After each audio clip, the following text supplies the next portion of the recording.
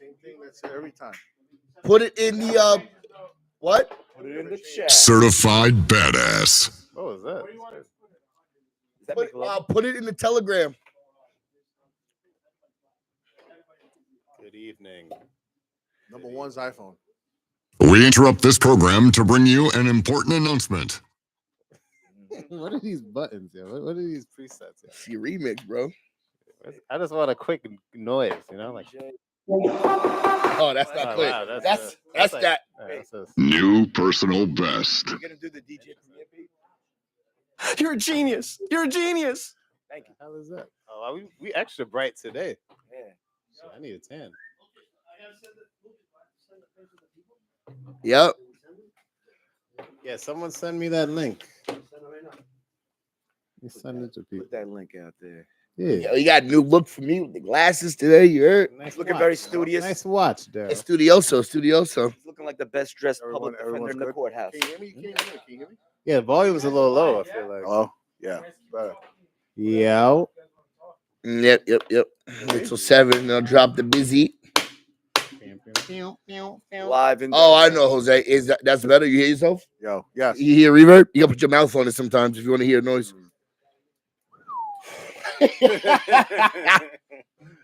All right, 7 o'clock. 7 o'clock on the dot. We in our drop top. Live and direct. Running in the streets. All right. Go up, right? Ready? We good, Cheech? Let's go. Let's go.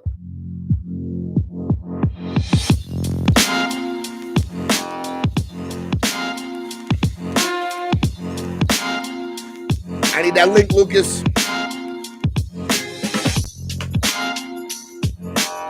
Need the link in the Telegram. Wait, Alan is saying that the audio? What's up with the audio? Alan, can you hear us now? Check. Good evening. Good evening, Hey, Debbie. Debbie. Can you hear us, Debbie? Give us a thumbs up if you can hear us. Yeah, how's the audio? How's it going? Good? Okay. All right. Let's get this No rocking. one said good, did they? So make sure you guys, ladies and gentlemen, can hear us before we start. We want you guys to get all this info this evening. You know? Well, I mean, can you? Well, see, Steve Blunt is in the chat. Steve, can you hear us? See, you have your camera on. Is that just? It's a picture, isn't it? Yeah. I'm like, Steve. Very still. Still. Let's just say.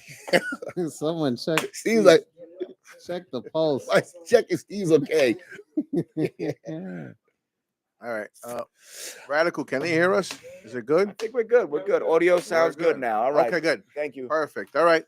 All right, ladies and gentlemen, welcome to episode 19 of Brokers Connect of Tequila Thursdays. Look, I've been drinking of Tequila Thursdays, sponsored by, powered by Brokers Connection, and leads to connect. Leads to closing. Leads to closing. I need that like trademark now. So I can say it. My name is Daryl Mills, aka El Mágico. I am your host this evening and all the other evenings. To my right, I have. Well, I'm to your left, but this is to my right. Why'd you look at him? Well, ladies and gentlemen, Jose Martinez, handle business development for both Lendmate Capital, Fun Rock Capital. To my right, we have You got Sean McClellan, your favorite broker's favorite broker and newest member of the Fun Rock Capital. nice. Under the guidance of the very knowledgeable Stanley Julian. Very nice. Very exciting stuff. All right. And then we got Joe, right? Did Joe? Joe Garan, senior loan officer here at Fun Rock, trying to make great things happen for everybody. All right, ladies and gentlemen, listen, we're troubleshooting some stuff today. So in the event that you ladies and gentlemen cannot hear us, just please immediately let us know in the chat. If we're streaming on a bunch of different sources, we're streaming on about 4 different platforms now. Shout out to that. We have people in the YouTube community, people in a bunch of different communities. So we just want to make sure that every single one of you ladies and gentlemen can hear us. We don't want you guys to miss a beat. Okay. So really quick, they said it couldn't be done. It's too new, too niche, too risky. And you know what we said? Hold my tequila. All right. Welcome to Tequila Thursdays, where we don't just close deals, we break through barriers. Okay. Today, we're talking about the walls every broker hits and how to smash through them like the Kool-Aid man with a closing doc. Oh, Okay. oh, You know, oh yeah. oh yeah. Really quick, I just wanted to start by saying that, we're already at the third of the month. And already we have we have 3 revenue-based financing deals that we've gotten on the board so far. That's 3. All 3 have come from affiliates out there that we've closed the deals for. You guys know who you guys are. And you guys are going to be expecting payment soon, which is amazing. Again, MCA's revenue-based financing deals, those deals close the fastest, and that's how you can make money, the quickest with us. Generally other products take about a week minimum, sometimes 2 weeks to close. But really quick, Jose, so Yes.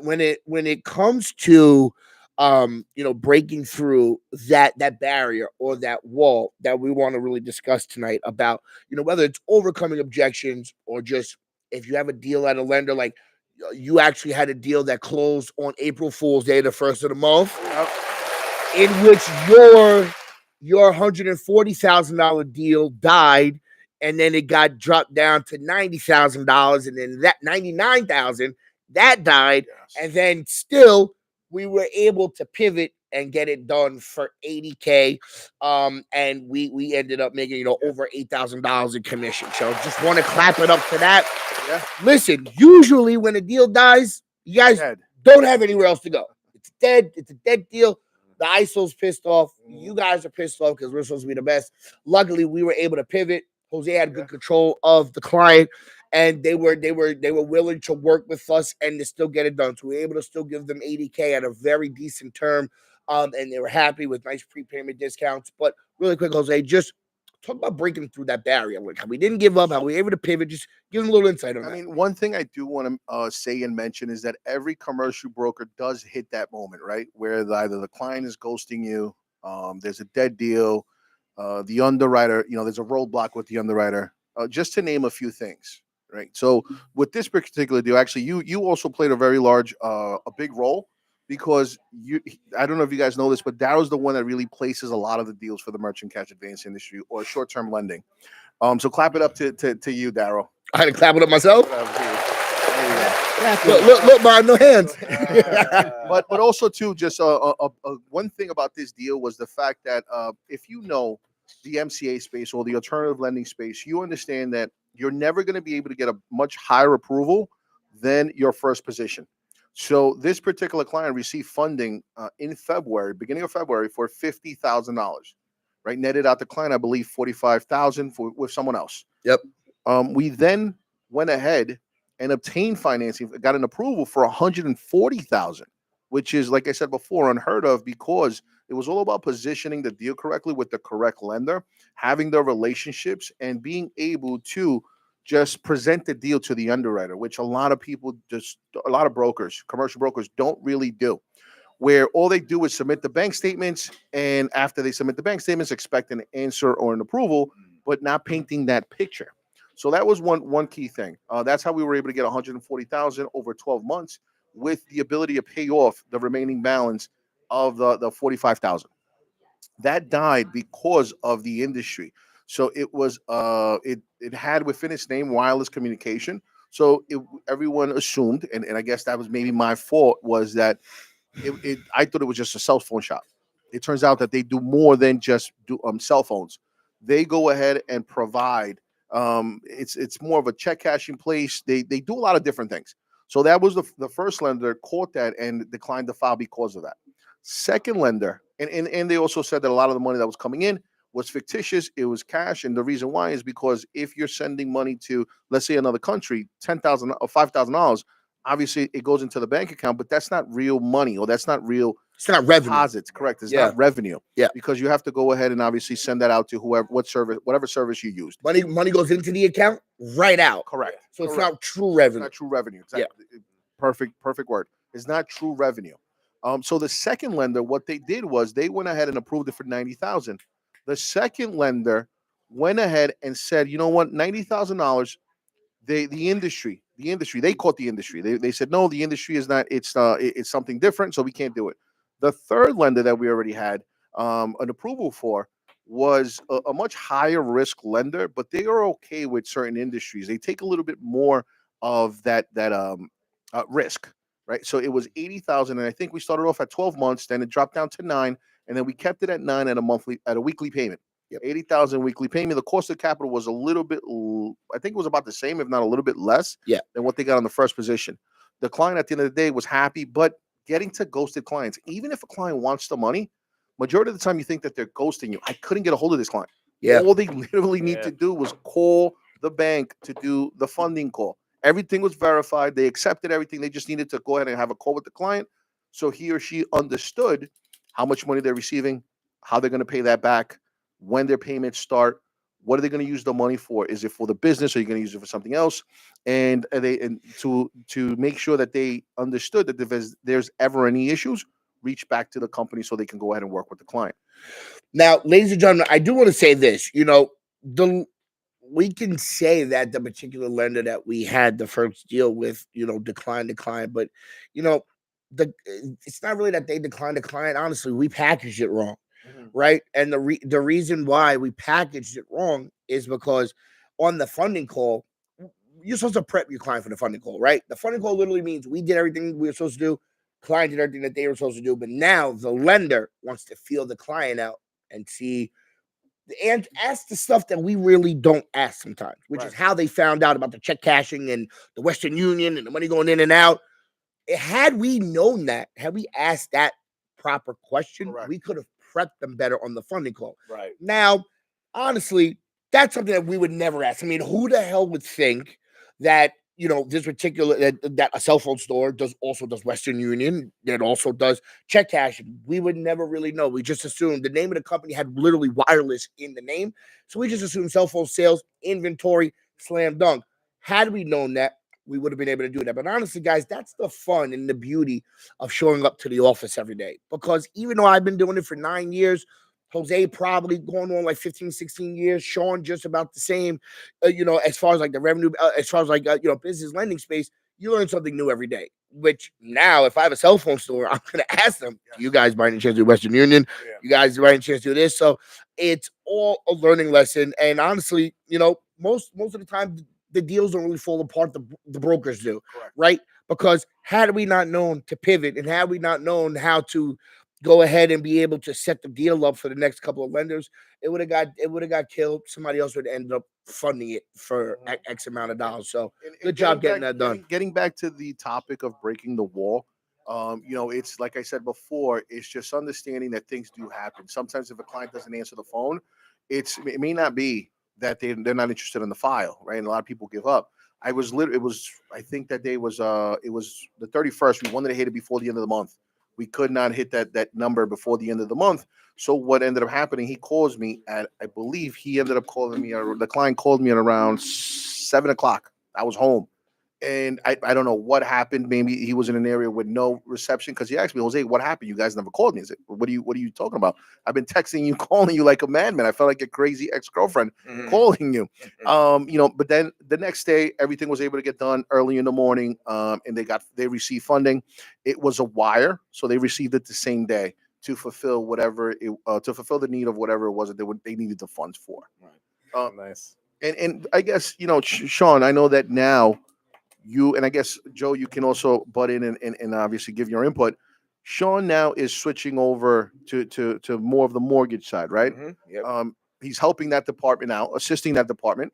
Now, Joe, are just any words of advice for breaking that wall later? What obstacles do you think he's going to face? Is it the leads? Is it, what would you say? Because right now you're welcoming Sean over to your department. Yep. Now, Sean's definitely, if not number one, he's definitely like a close number one for one of the hardest working, people that are in the office. So adding someone like that to your team, what's something that you can like prep him on, or what's something that some kind of advice that we could give him? Before we do that, let's cheers. Cheers to Tequila Thursdays. We haven't done. We're supposed to do it in the first 10 minutes. 13 minutes in, guys. Cheers, Sean. Cheers. To your new horizons. Cheers, Joe. Again. Appreciate y'all always. Yeah. And I apologize. I didn't realize I was talking Spanish a couple of minutes ago. Is that what it was? ¿Qué pasa? ¿Qué pasó? No. Sorry about that. It's just that there's a couple of closings going on in the background, but they've dissipated. Divorce, yeah. Oh, so yeah, just a little advice for Sean. I'll say the number one thing is qualifying a client. Like we were just looking at some deals now. Sometimes you see details and you think, oh, this is a dead file, but there's always options. Maybe someone has good credit, they have funds, and they want to do a fix and flip. They have zero experience. They may know someone. They may know a general contractor that could be on the operating agreement. They may, there's many ways to Thinking get a outside of the deal done. box. Yeah, And you have to. We got to be creative because most brokers, mortgage guys are not creative. That's why we are who we are. We find ways to get deals done. So And I think just going back to the example of this wireless company that was recently funded, when you're speaking to your clients, a lot of times these clients are going to try and omit information, thinking they're going to pull a fast one, thinking that, we're not going to pick up on something. The way you want to position yourself is like a defense attorney, right? So when you have a defense attorney that's representing somebody for, criminal law, they want that transparency because they're not going to win the case if they don't know the truth. They don't know the details. You have to position yourself as, I'm on your side. Let me know what's really going on so I can figure out how to pivot and how to navigate your file properly with underwriting so I can get you placed with the best lender. The more information you have, it's only going to lead to the better success and more closings on your side. Agree. Jose, you want to start the next segment? Well, no, that actually would put us into the next segment, where is lenders, lies, and underwriting myths, right? Is pulling off the mask on BS, right? Where what brokers tell you, you need 2 years in business, or client must have a 700 score, or sometimes it's just they want to push a certain agenda to qualify a client for a certain program. It's going to make them the most amount of money. We see that a lot in the MCA space. Yeah. Right. Where a client can have a 700 score, unless the client really needs the money right away. There's no reason for anyone to take something short term. Right. Yeah. I was going to say that because,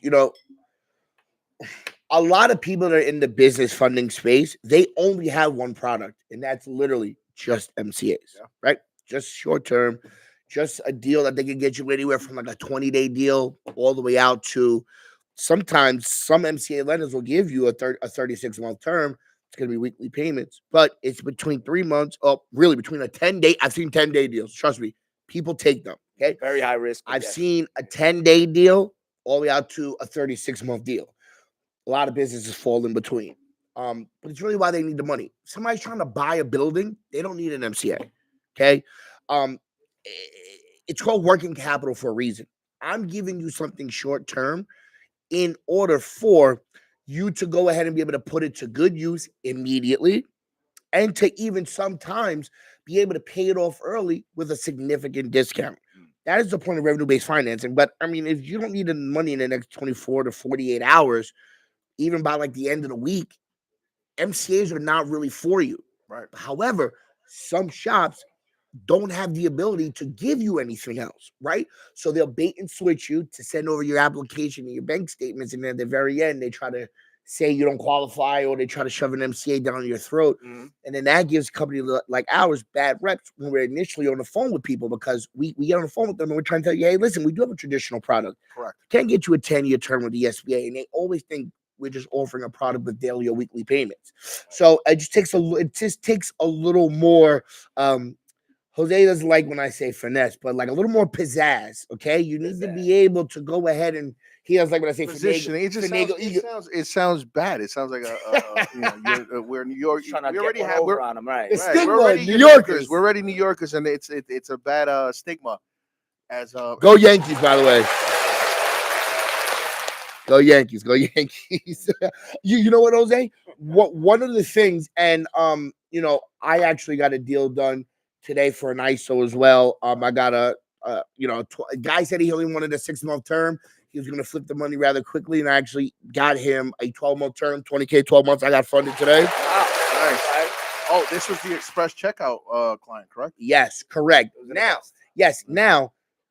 Now, initially, right, he did want something long-term because he does have the credit score, but he wants something now. So what I had to really tell him is, you're not getting rejected for the long-term financing. You're just getting redirected. Okay. let me redirect you to this product. No, it's not 3 years. It's going to be 1 year. You initially said 6 months. You want something long term, but now you want 6 months. So he's probably shopping around. Yeah. Luckily for me, I was able to go ahead and submit the deal to the 8-paper lender that has exclusivity. So I'm the only person that can submit that deal to that company within the first 30 days. I got exclusivity, got a 12-month deal, $20K, 2.5% closing fee. The guy was ecstatic. And it actually got approved, just like Jose said, was for online checkout. You guys don't know what online checkout is. That means there's no funding call. Doesn't have to speak to an underwriter. Doesn't even really have to do any kind of bank verification. Literally, all he had to do is just send in a month to date. And what's a month to date? He had to show activity for 2 days in the account. He sent that, and then literally they reviewed everything and just they sent him the contract. He funded the deal. The deal funded in like under 3 hours, right? So clap it up for that. Another 3 hours. Is that for every client, or No, what type of client does it qualifies for express? That express checkout is so this particular lender that, so like I said, I'm not, I didn't say, he said, but I'm very good at submitting, right? So I know what lenders like which products, right? So this particular gentleman was retail, so, and he was in New York, so I sent it to a lender that's in New York that likes clients with over 630 credit scores, that also likes retail. Right? No brainer. So I sent it there, got a super clean deal. And because his credit score he had a 760 credit score. They want to see 630. They like you to do $10,000 a month. He did $30,000 a month. Okay. And they love average daily balances. Now, some of you guys out there might, because you guys get bank statements all the time, just like us. A lot of you don't know how to read bank statements. It's not about the money going in or going out. It's how much money they keep in the account on a daily basis. Affordability. Yes. Now, some banks look at, like in some bank statements, at the very bottom of the bank statement, you'll see the days of the month itemized out, and you can see how much money they keep in the account. Correct.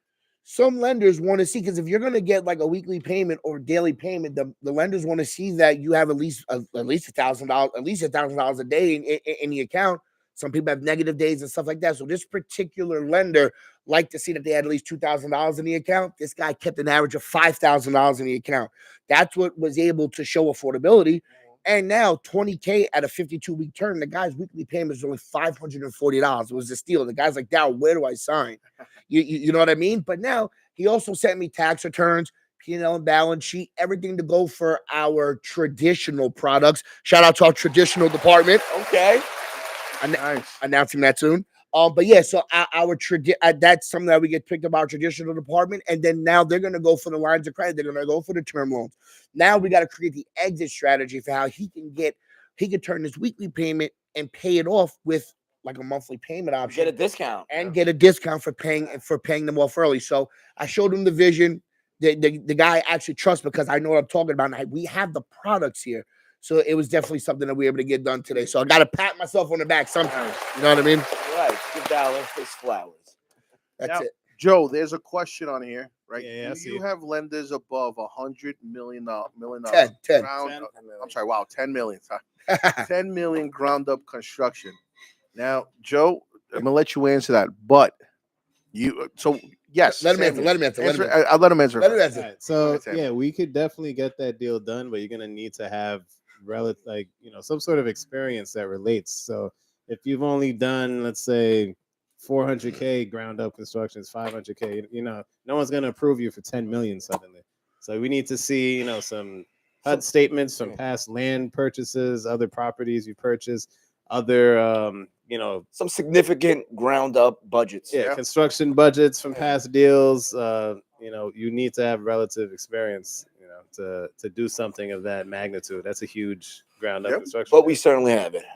Now, I wanted to ask a question. Yeah. Is that a program that we're doing right now? So that was what I was going to speak about or say a couple minutes ago. Is one of the things that we want to make sure it's just setting expectations, how long those type of deals take, right? And Stanley actually is pulling up here because I want him to elaborate on what Joe said, right? But we want to make sure that everyone understands ground up construction deals don't close fairly quickly, right? And Stanley, welcome, Stanley. You need site plans, you need permits. It's a lot. Oh, there he is. Hello, ladies and gentlemen, boys and girls.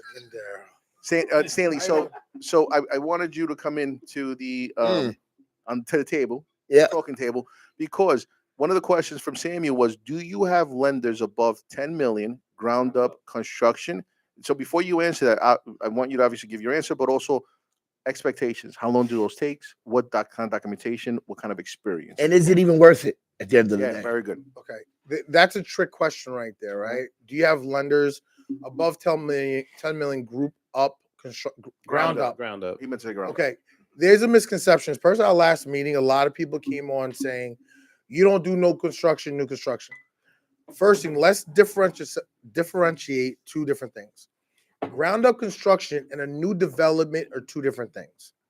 That 10 million, I'm willing to bet, is not to build one home. Let's be transparent. Unless you're building a mega mansion, you're not spending 10 million on that home. Most likely, an average $10 million development is multiple homes.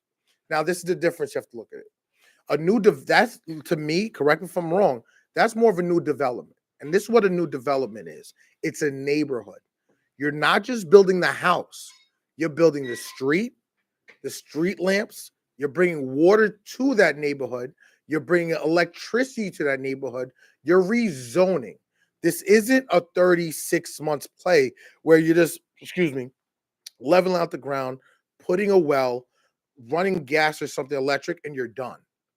That isn't what we're talking about when you're talking about 10, 20, 50 million. So for you guys listening, I understand. We have a guy that I love to death in his office, right? But he hears these numbers and goes, yes. And guess how many he closes? No. And the reason I say that is because you're my community, right? You're my family. I want you to get A's in classes. So am I going to set you up for failure? No. Because I know myself. The quicker you get paid and the more money you make in a shorter time period, you see value in us. So me and Jose and Daryl and the group, we're having a meeting. Every day before we have these meetings, we have a conversation, right? And we reevaluate what we do as a business with Lemonade, Fun Rock. And our premise when we talk about a topic is not how do we bring in business, how do we make the affiliates send us business. Our number one motto is how do we provide value to the community, not what we get out of the community. Understand that.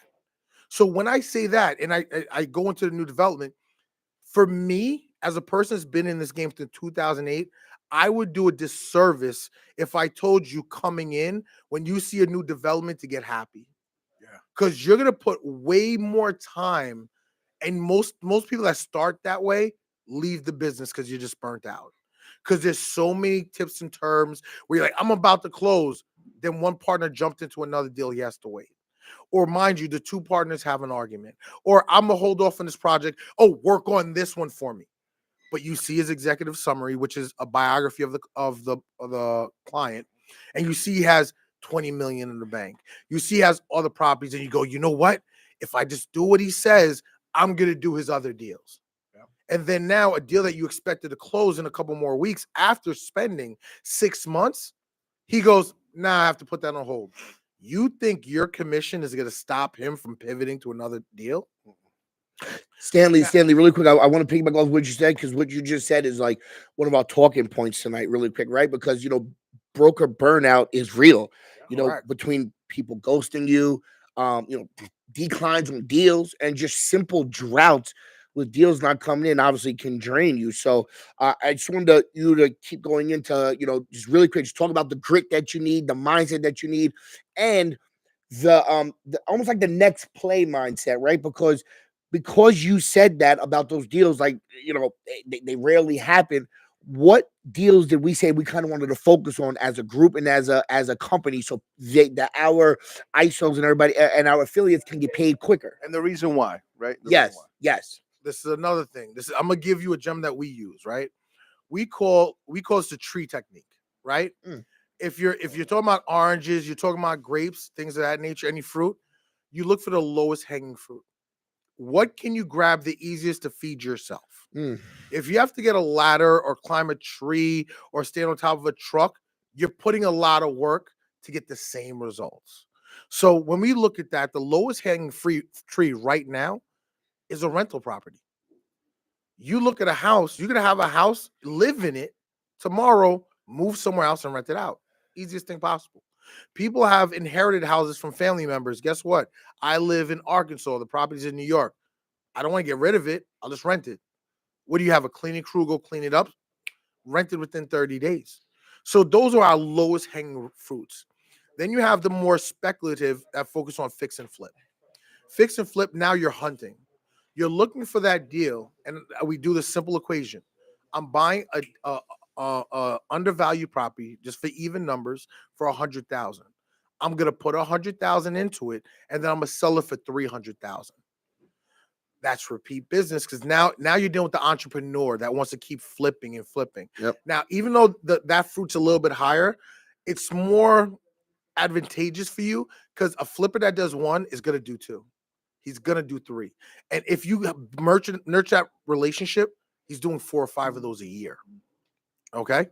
Then when you go over that, it goes to new construction. But remember, new development is a whole neighborhood. And then new construction is different. New construction, by definition, is one lot